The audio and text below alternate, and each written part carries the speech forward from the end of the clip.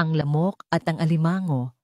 Noong unang panahon, sa gilid ng isang tahimik at mababaw na ilog, naninirahan ng dalawang magkaibang nilalang, ang lamok at ang alimango. Magkaibigan sila noon, maliit, mahina, at halos di pansin ang lamok. Malakas, matibay, at matatag naman ang alimango araw-araw. Sabay silang gumagala sa putikan at mababaw na tubig. Magkasama nilang hinahanap ang kanilang pagkain. Maliliit na hipon, itlog ng palaka, kung minsan ay nahuhulog na uod mula sa mga dahon. Pero kahit magkaibigan sila, may itinatago ang lamok. Habang abala ang alimango sa paghuli ng pagkain, palihim na kinukuha ng lamok ang bahagi ng kaibigan niya. Tinatago sa mga damo, nilalagay sa lungga ng puno. Tahimik lang ang lamok. Tahimik pero tuso. Isang gabi, napansin na ito ng alimango. Hindi siya natulog. Nagkunwari siyang nakapikit sa gilid ng ilog. At nang makita niya ang lamok na bitbit ang natirang pagkain, nalungkot siya. Hindi dahil sa pagkain, kundi dahil nalaman niyang niloko siya ng sarili niyang kaibigan. Dahan-dahan siyang lumapit. "Kaibigan kita," bulong ng alimango. "Bakit kailangan mo akong lokohin? Hindi ba't naghahati naman tayo?" Pero imbes na sumagot, sinugod siya ng lamok.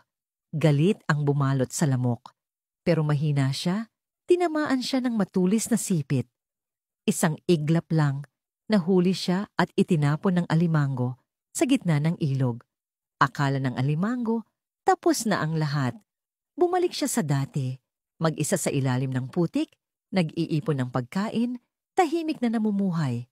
Pero hindi alam ng alimango, hindi pa tapos ang lahat. Hindi nalunod ang lamok. Inanod siya ng agos.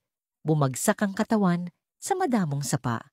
At mula sa kanyang katahimikan, pumutok ang libu-libong itlog ng lamok.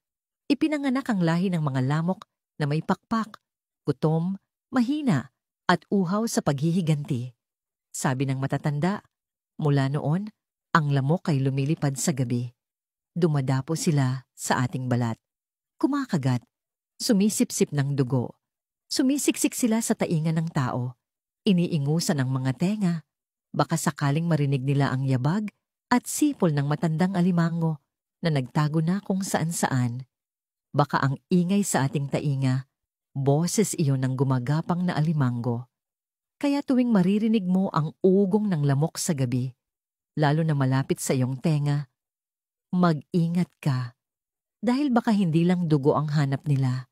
Baka ikaw na ang mapagkamalang tago-tagong alimango na kailangan nilang gantihan. Ang tunay na kaibigan ay hindi nililinlang. Ang kasakiman at galit, kahit gaano kaliit, ay babalik at babalik sa paraang hindi mo inaasahan.